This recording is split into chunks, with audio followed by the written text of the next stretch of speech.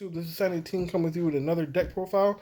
Today is my finished Magnolia deck for the Stochea Nation. The little disclaimer, don't get mad at me for not running all the things that you guys think I should be running. I've been doing a lot of test playing and things like that with a lot of my friends. This just so happens to be the best build that I can come up with that fits my playstyle. So we're going to get right into it. So we're just going to start with zooming out. Bam. So you can see we're starting with the ride line. We have our grade 0, our grade 1, grade 2, and 3. We're not going to go over the effects because you guys already know what they all do. So that's just a little disclaimer moving forward. Get these out of the way. Remaining grade 3s, we play, of course, the last 3 copies of Magnolia. We all know what she does. Moving on. Quick video, I know. Zooming back in. We now play 4 copies of Sylvan Horned Beast Guinocio. So Guinocio has the back row ability.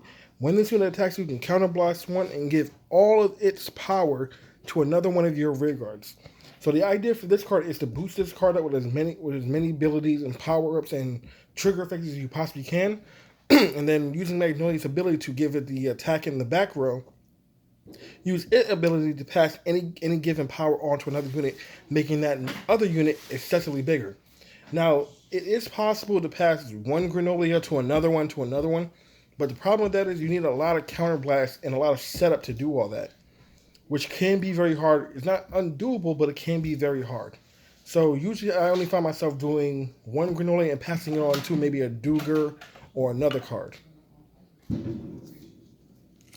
So the next grade 2, if you guys hear any booms in the background, you know it's Memorial Day. People are shooting off fireworks. The next grade 2 we play is Spring Maiden Elnina. So Elnina, it looks like a Neo Nectar unit, but in fact she has a Grand Blue effect.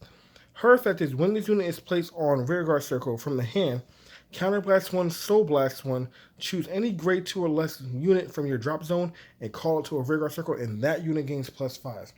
So this is a good way to resurrect a lot of your cards that have either been retired due to effects like from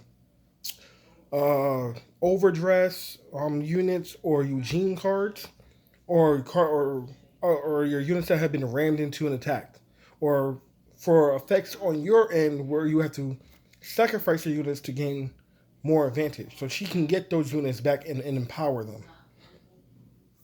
them. Now, the next grade 2 that I played came out of the trial deck. This is Sylvan Horn Beast Duger. This is our best boy. So Duger says if you have a full board, if you have 5 or more other rear guards, so basically a full board, he gains additional +5 even on your opponent's turn, so he'll always be 15k beater if you have a full board. This is another good way to make numbers, so if you were to pass on Granolian's power onto Duger, let's say from Magnolia giving it +5 to attack in the back row, that's 15. On top of Duger, Duger's going to be swinging for 30 or higher, depending on if you're able to get more triggered or more effects onto Granolia. So Duger is your cornerstone of the deck. He just gains a lot of power. And then personally, I don't think he's leaving the deck until we get a better beat stick. Now, the last grade 2 I play is a grade 2 order. I play 4 copies of Tearful Malice. Yeah, I know it's not Ghost Chase, but hear me out. This deck needs to keep its resource management in check. So you need as much soul charge and as much counterblast as possible. So this card allows you to do all that just for the simple fact of sacrificing 2 units. So this card says play with, retire 2 of your rear guards, draw a card, so you're actually getting a card back from using this card. Shove it into the soul, so now you get some soul charge, and then counter charge 1. So it's the best of all 3 worlds. Now that's all the grade 2s that I play. Now we're going to go into the grade 1s. We play 4 copies of the new Perfect Guard Planner Pervient Dragon. So all the new GPs have the effect that if you have 1 or less cards in hand, you don't have to discard for a PG effect. So it's basically like a 0 effect from Vanguard 0. So we all run them. They're all good. We all know what they do. Next, we play 4 copies of another one of our cornerstone cards for quite some time until we get something new. It's Conspiring Mutant and Mantis.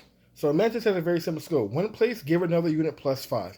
Very simple skill, but because we have cards that can resurrect them from the drop zone, and then you have the Grade 2 order that can sacrifice him after he does his thing to put him into the drop zone, it's a very good coin start to gain some very decent power. And another card that allows you to resurrect, we play 3 copies of Spiritual Body Condensation. So basically, if you're coming from Yu-Gi-Oh! Or if you play Yu-Gi-Oh!, this is our Monster Reborn. It's simply played with a Soul Blast one. Choose any unit from your drop zone and call it to a regular circle, and that unit gets +5k power. So this is a good way to gain your units back, gain some little bit of power on top of them, to combo into certain magic numbers, and just gain some advantage as you go along. So next we're going to go into our grade 0s. So of course we're playing the 1 over trigger, which is Sacred Dragon Deity of Blessings, Bless Levor. So Bless Levor has a very unique skill for its over trigger skill. It's basically 4 triggers in one. If you hit it through your draw check, you get to draw a card, give your entire front row +10k, choose one of your units, give it an extra critical, and heal 1 damage. On top of that, you're also giving that 1 million power to one of your units.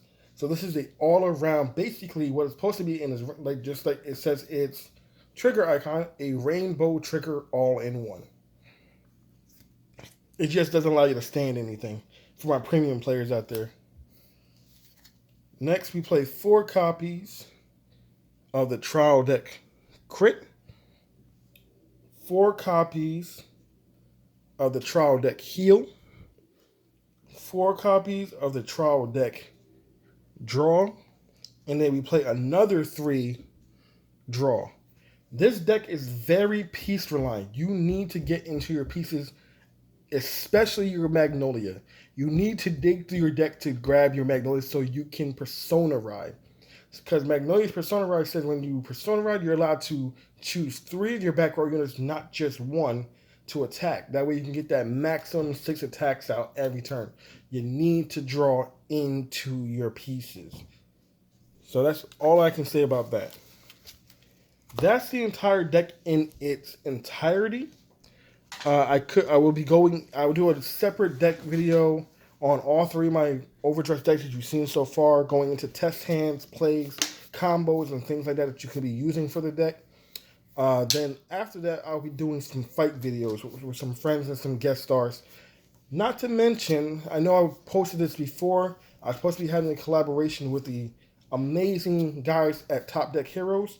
That will be coming up this Wednesday, June the 2nd at 4 p.m. It will be a live stream, so guys, come on down, watch the fights, chat a little bit with us, ask any questions you have about the decks as we're going through, and we can just all have a good time.